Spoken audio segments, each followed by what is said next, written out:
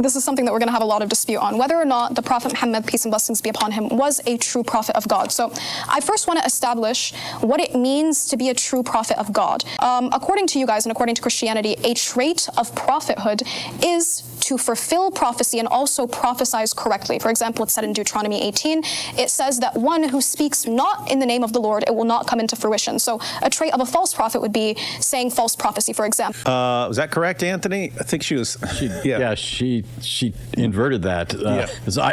So the statement is, if they say something from the Lord and it doesn't happen, that's not something the Lord has spoken. The prophet has spoken presumptuously. But she said it opposite of that, right? For example, it's said in Deuteronomy 18, it says that one who speaks not in the name of the Lord, it will not come into fruition. So a trait of a false prophet would be saying false prophecy, for example. It won't come into fruition. So, you know. Who not speaks in the name of the Lord. In other words, I think she's trying to allow for, so in Scripture, it's not sufficient for a person to say something and it happen, or even to perform some wonder. Not in Islam either. I mean, as far as prophesying correctly, because it was brought up to Muhammad, hey, we have these soothsayers and they're predicting the future. Muhammad said, don't take them seriously. And they said, but they're predicting the future accurately. And he said, aha, yeah, that's because they're in communication with the jinn, and the jinn sneak in and hear Allah's plans, and then they go and communicate them to the soothsayers, and then they combine it with lies, and so they deceive you. So don't believe them. But speaking accurately would mean you got it from a jinn who heard Allah's plans on what he's going to do. Yeah, so she's being crafty Korah. She got a lot of nicknames: Crafty Korah, Kafir Korah, because she's a kafir according to classical Muslim commentators. Now she's trying to be Torah Korah, which is getting the Torah wrong. Here we go. By the way, I always thought it was funny that she goes by the name Korah as well. You think of Korah's Rebellion. Yeah. That should be your channel name, Korah's Rebellion. That would be funny. But I don't think she's smart enough to come up with that. False prophet, we see this, for example, in Deuteronomy 13, is that they preach a God different from the God of Abraham, right? So I just want to touch on why you guys don't believe Muhammad, peace and blessings be upon him, is a true prophet. So I'd like to begin. Wait, we already heard from you, Korah.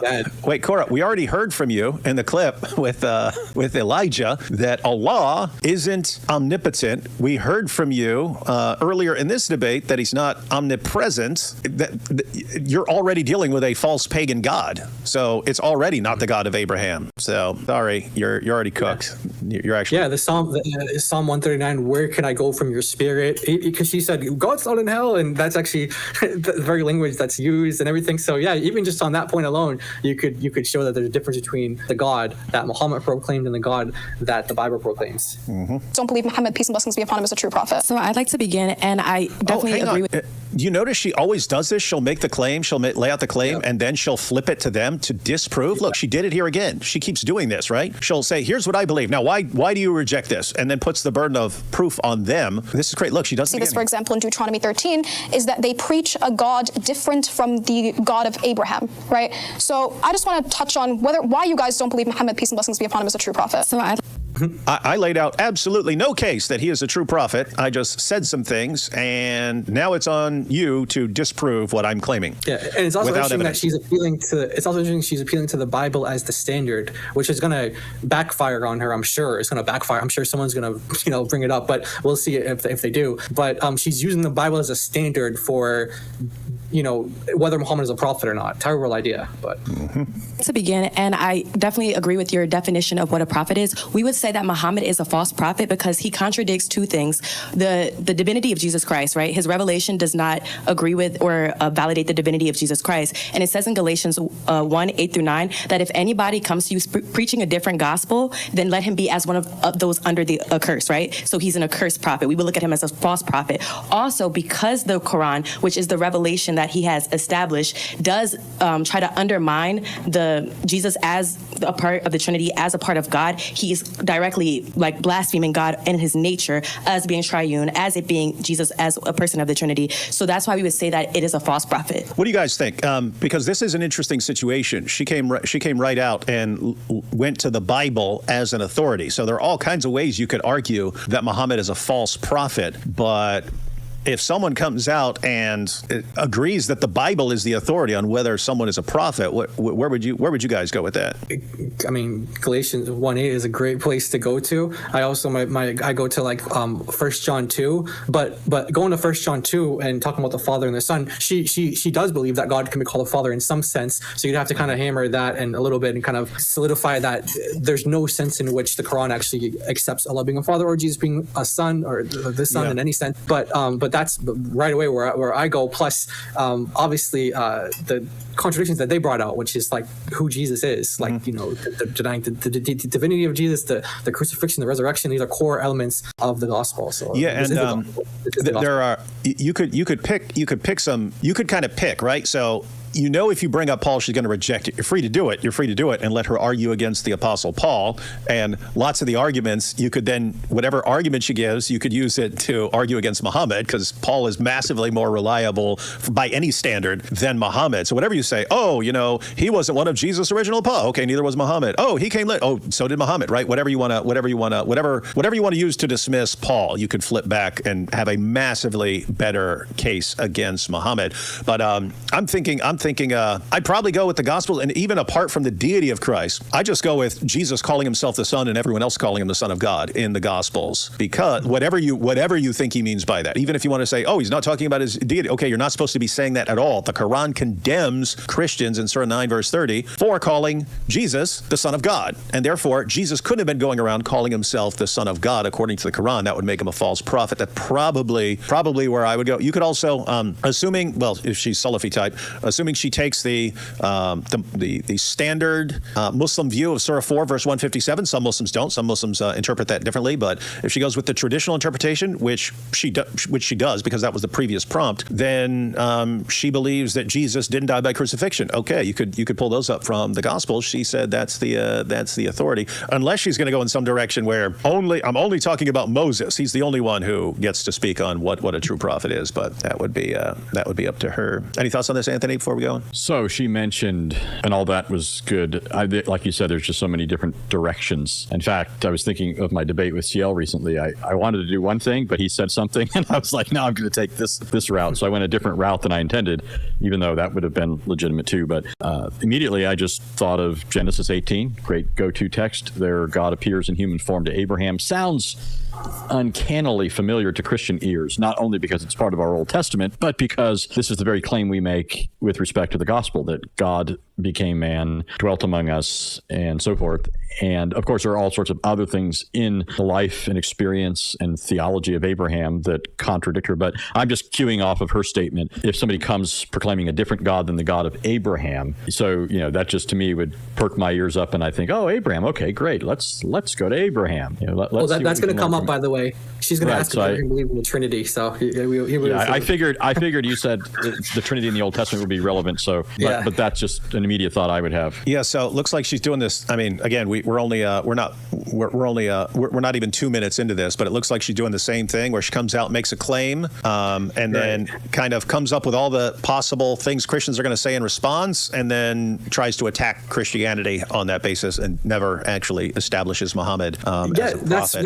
That's right. Like, there's not a positive case for it. So let's just say that Muhammad proclaimed exactly as the prophets proclaimed who God was. Let's say that's what Muhammad proclaimed. How would that make him a true prophet? How would that make him a final messenger? If you're just agreeing with the prophets and saying, I agree with everything the prophet said. Okay, I agree with what they said, so I'm a prophet. Yeah, exactly. Right, exactly. How does that? So she's not. I mean, this doesn't lead to a positive case for Muhammad. She's just using this as a prompt, as kind of a way to attack or to debate about Christian theology. Which she could have just titled the prompt like that. She could have made the prompt, does the Old Testament teach the Trinity, or something like that. But why be misleading and act like you're making a defense for Islam or something like that when you just want to attack the Bible? Yeah, I know. That's what's crazy. She gets to choose the prompts.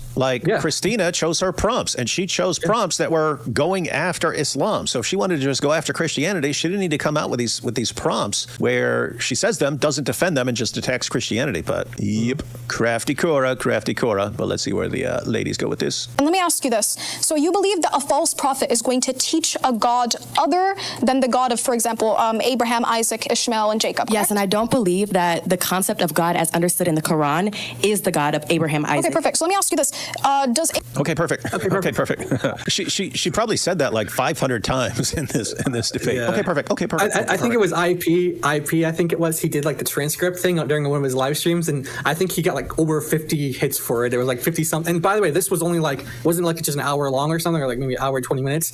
So that's like one okay perfect every like minute and a half or something. It's like it's perfect. All right, let's see. So she's going to attack Christianity here. Let's see. Abraham teach the Trinity? Even if you want to say It's that a Abraham, simple I'm gonna expound on it. No, wait. Even if I you want to say, didn't miss her. That was I didn't miss her. I'm sorry. Go back one more time. Could you go back one more time? What she said? The God of who? Who did she say? Well, Abraham, Isaac, Ishmael, and Jacob. yes, correct? and I don't. She said Abraham, yeah. Isaac, Ishmael, and Jacob. I thought that she said that. Yeah. Okay.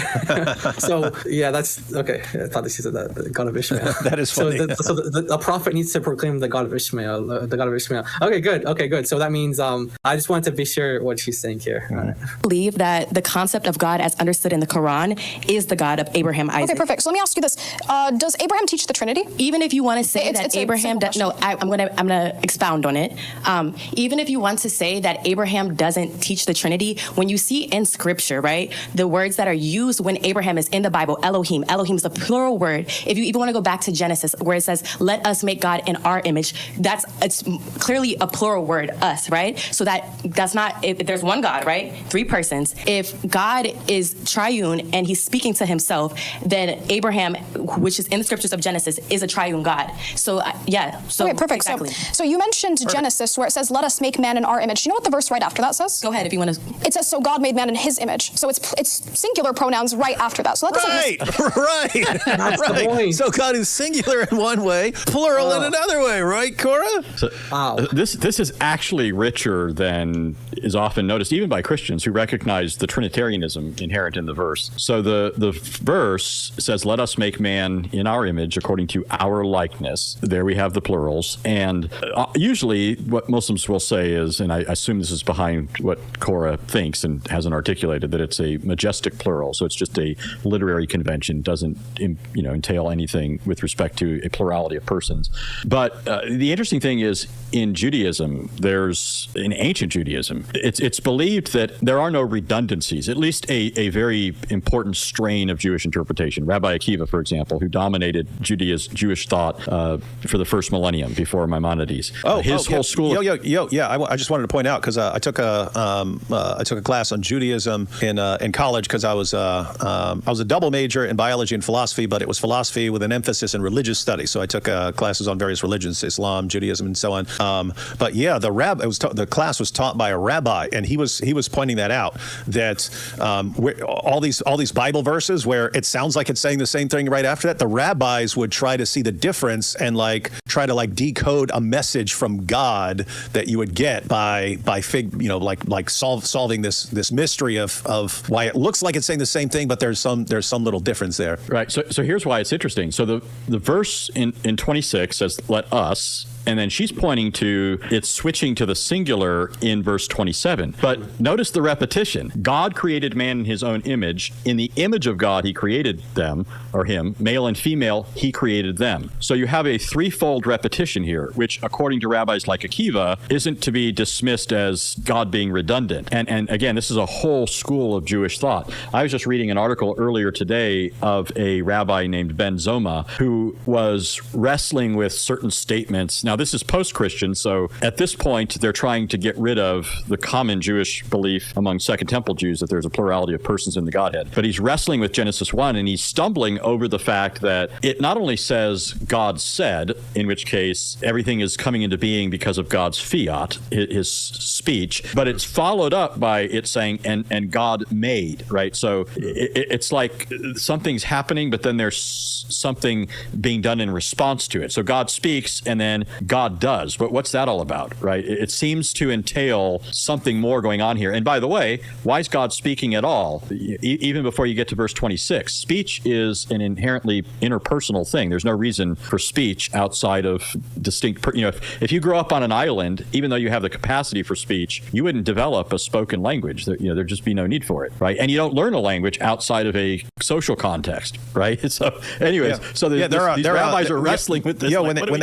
When they find feral children, they like even lose the ability to learn to speak if they didn't grow up in a community. But yeah, go ahead. Yeah, so I'm just pointing out there's a whole lot more here going on with Genesis 1:26 than can be dismissed by pointing to verse 27. The rabbis would say, in fact, there's a statement in the Talmud where it says that a manim, which is a term used for a heretic, said to the rabbi as a proof of a plurality of persons. He points to Genesis 1:26, and the rabbi says, yeah, the verse following it, this is where she's picking this sort of thing up from. The verse following it says, and God created man in his image. So the idea is that it switches to the singular.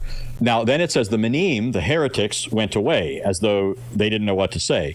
But then it says the rabbi's disciples then said, him you dismissed with a makeshift, how will you reply to us? So they're basically saying, okay, you were able to pull the wool over their eyes, but now what's your response to us? And that's basically where the account ends. Just real quick on that, because this is something I think is good to note, which is that they always will say, like, Unitarians or anti-Trinitarians will say, like, this is just a majestic plural, this is the Hebrew. But you notice in the Talmud that you just referenced, they know the Hebrew. They didn't appeal to some kind of, like, this was a majestic plural, or they didn't use it as an argument. They used another argument. So it's interesting that, like, you could maybe one of the earliest responses to this kind of debate between I want to say Christians, or those who believe that there's a plurality within God, there's a one, like he's one God with plurality of persons, that the response, the earliest response from the Jews, from the rabbinic Jews rather, is that it's this type of response. It's not the language dictates, like there's some kind of majestic plural in language. That wasn't the argument. So this is something that comes along later that people they're imposing back onto the Hebrew, which wasn't in the earliest responses. Like you would expect, like these guys are the ones who know the Hebrew. They're writing in Hebrew. They're talking in Hebrew. They know Hebrew. They're not giving that as a response. Yeah, so and it's even. Yeah, it's worse for Korah. I'll mention that in just a second. But if you check the lexicons, like Emil Rodiger's updated version of Gesenius, who was the father of all Hebrew lexicons, but he was just a guy who further extended the lexicon after Gesenius' death. He points out that there's no such thing as a plural of majesty in the Hebrew at the time Moses wrote. Other scholars have pointed this out as well. Taylor Lewis, a classical and biblical scholar, points out that there's no such thing as a plural of majesty when it comes to verbs and pronouns in Hebrew. Now, the reason this gets especially bad for Korah is because even Muslim scholars, I wrote something years ago on Answering Islam where I quoted M.A.S. Abdel Halim, who's a well-known Muslim scholar, has his own translation of the Quran. Yeah, that's the Oxford edition. Yeah. He wrote a book on iltifat, which is the strange Islamic pronouns. Yep. Yeah, where you can't keep track of what's going on in the Quran because Allah can't remember if he's talking about himself or it's so somebody confusing. else is talking about it. It's super confusing. Yeah. Well, so he's dealing with this whole confused phenomena in the Quran, and he deals eventually with the use of plurals because it switches from not just first person to second person to third person, but from singular to plural and plural to singular. And this just adds to the confusion. And he points out there's no such thing at the time when the Quran was written in the Arabic language of a plural of majesty. Now, what he does, because he does want there to be some kind of explanation for this in the Quran, he says that it's introduced with Muhammad, right? Now, but here's the problem. If it's not part of the Arabic language at the time of Muhammad and he's introducing it, well, what's your justification then for saying he introduced this? Now, you could do this a couple of different ways. You could show Muhammad actually saying this, or you can show that it fits some criteria, right? Like you could say, so some Muslims, this is the common way of doing this. They say when Allah wants to express his nearness. Oh, yeah, right. He uses the first person when he wants to express. Noman Ali Khan said he uses that one. Yeah, he uses. Yeah, well, but this is a flop because so I went through in this series of articles I did. I just took all the plurals used in the first 7 surahs of the Quran, which there's scores and scores and scores of them, and I show it doesn't fit the pattern at all. It doesn't establish any kind of pattern. There's no rhyme or reason to this. It's not these are in the majestic, terrifying, or whatever category, and then these are in the close, intimate, loving category. That just doesn't work at all. But the other problem is when you look at the instance when the Christians from Najran in response to the preachers that were sent down from Muhammad, they went up to Muhammad and began to question him about his claimed revelations. They asked him a series of questions, and one of the things they pointedly asked Muhammad, if Allah is only one, why does he speak in the plural? Why does he say we decreed, we created, we sent down? And Muhammad doesn't say the plural of majesty. What happens is he goes away silent. He just shuts up, unlike Korah. He shuts up, he goes away, and then he comes back the next day with the first 80 verses, or 83 or whatever, it's around 80 verses of Surah 3. And go look at Surah 3. You're not going to find anything of an answer except a verse that only causes more problems, which is verse 7, where Allah says in a incredible about face, right? All prior to this in the Quran, this book is a clear book. It disambiguates everything. It clarifies everything. It's exhaustively detailed. All this. Now suddenly Allah says, oh, by the way, there's all kinds of stuff in my book that is unintelligible except to me. Yeah. Right? So anyways, it's a big problem. Yeah, and a mess. I want to say though about the word Elohim, because the Christian sister brought this up and Corey responded, in the way that she did. That I want to say there's also discussion about this, Jewish discussion about this as well. Maimonides, which Anthony referenced earlier, who's like the biggest, kind of after Moses, the prophet. Actually, on his gravestone, it's written from. So we call him Maimonides, but actually in Hebrew it's Moshe. That's his name, Moses. So you could make him Moses Maimonides. That's just the kind of the Greek way to refer to him. But it's Moshe ben Maimon. So you might hear him called the Rambam, Rabbi Moshe ben Maimon. So the Rambam, you might hear him referred to in different ways. But on his gravestone, the reason why I say that is because his name is Moshe, Moses. It says from Moses to Moses, there arose none like Moses. In other words, from Moses the prophet to Moses Maimonides, there arose none like Moses Maimonides. So he's seen as like a second Moses kind of figure with tremendous authority and tremendous say, to the point where, although he was kind of viewed as a heretic in his day by a lot of his contemporaries, since then, everybody who wanted to claim sort of orthodoxy, they kind of take him on board, and they need him to be orthodox now. They need him to be in the correct position. So he even dealt with this question. He kind of said that there's like a homonym.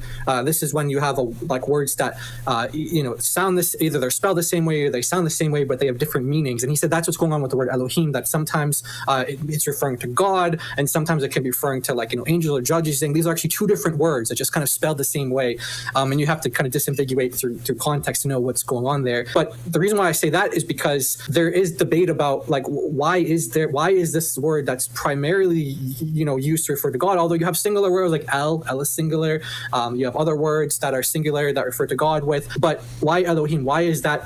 Why can that function as plural? Like when it says you have no other gods before me, the word Elohim is used, so no other gods, so it can be used in a plural sense. Or like in Genesis 1:1, God, Elohim created the heavens and the earth. And so it doesn't, now we're not arguing for multiple gods. We're not saying that points to multiple gods, but this is kind of the word that you want to use if there's a singular one God, and it kind of points in that direction. I'm saying it kind of points in that direction. I'm not kind of making a stronger claim than that, other than saying it points in that direction. That's why you can kind of, it's like the perfect word to use if you're going to talk about the God of the Bible, the way that God speaks about and tells us about who he is. One God, Father, Son, and Holy Spirit. Yeah. So throw in there real quick. So like you said, there's perfectly good singular terms to use for God, and sometimes they are used. Eloah, for example. But far and away, the Old Testament writers prefer the term Elohim, and that's curious, right? Why opt for this term so disproportional to all the other times you speak of God? Now, I'm not here ranking this word's usage over Yahweh or making it more important. Yahweh is the more important term, but Elohim is a term for deity, trumps all other terms for Godhead, right, for deity.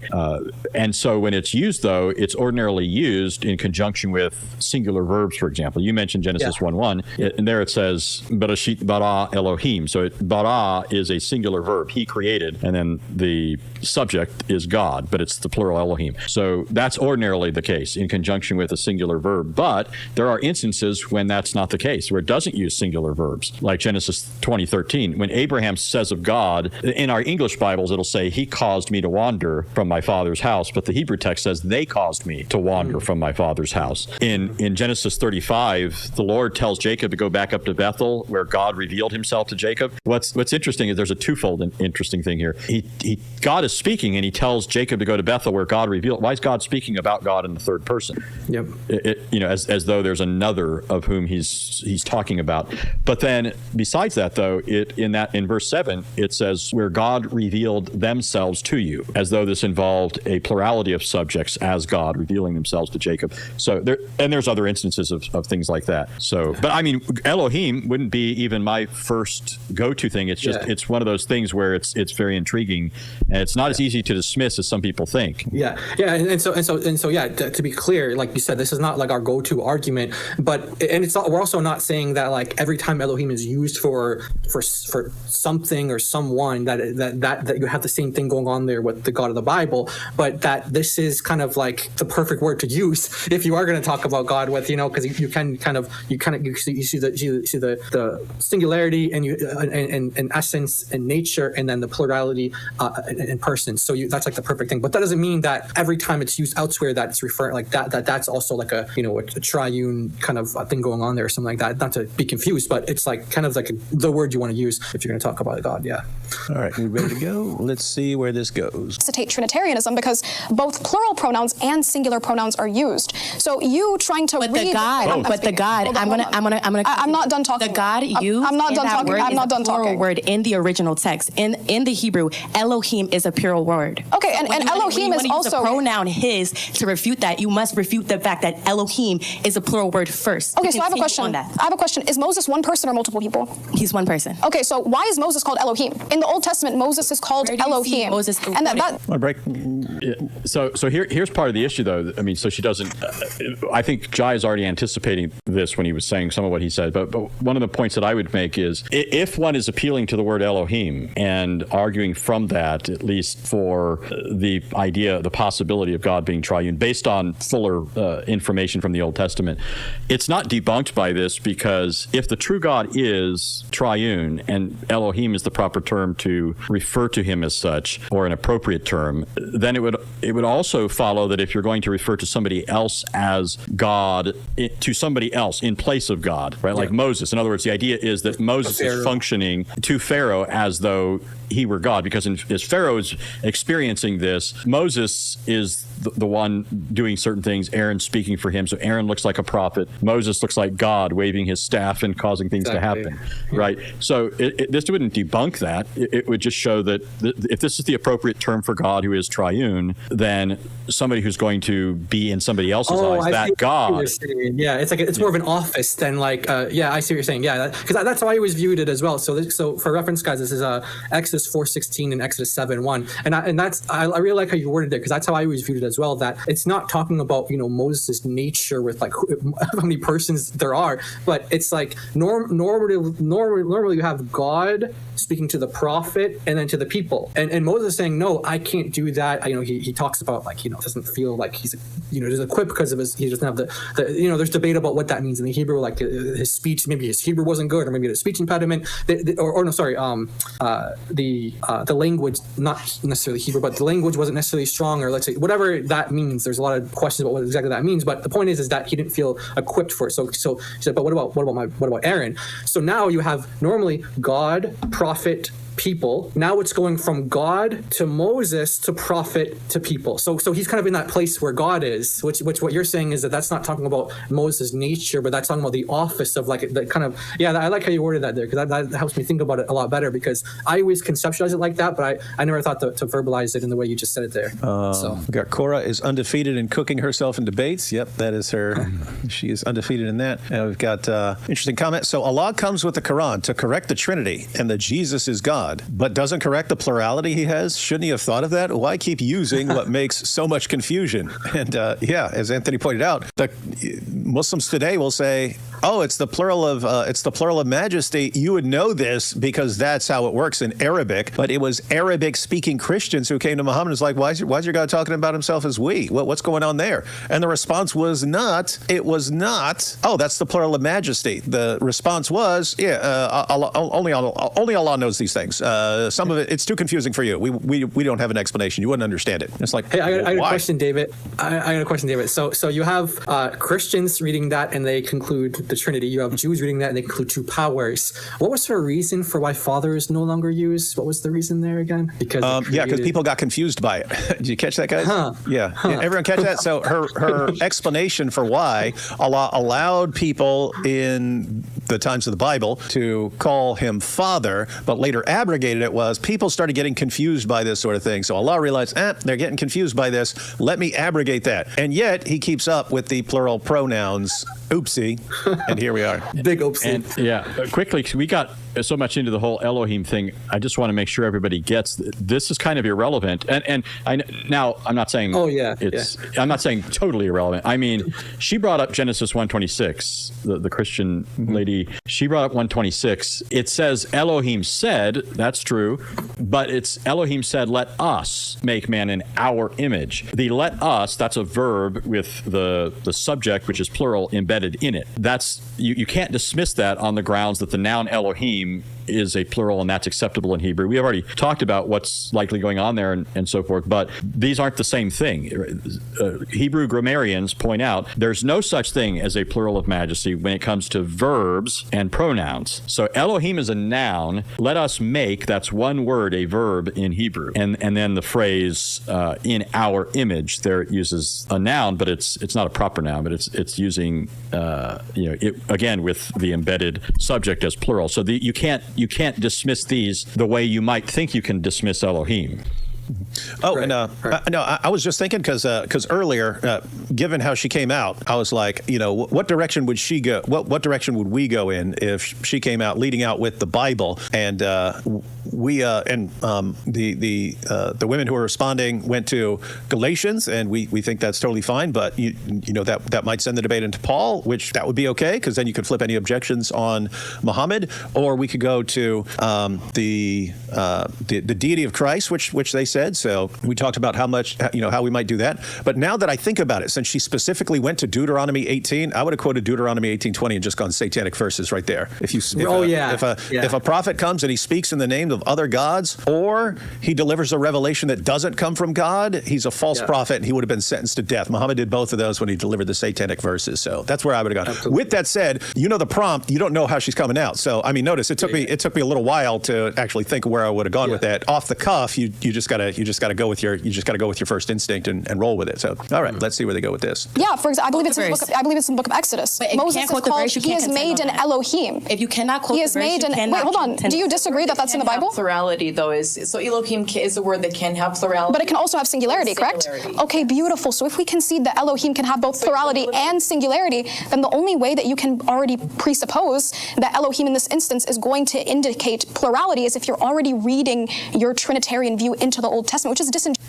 See, that's it only goes one way. That's the point that's why I say it's not the most important observation that Elohim is used in 126. It's that plural verbs and pronouns and so forth are being used because those just aren't explained away on the grounds of a literary plural, like the plural of deliberation or of majesty or what have you.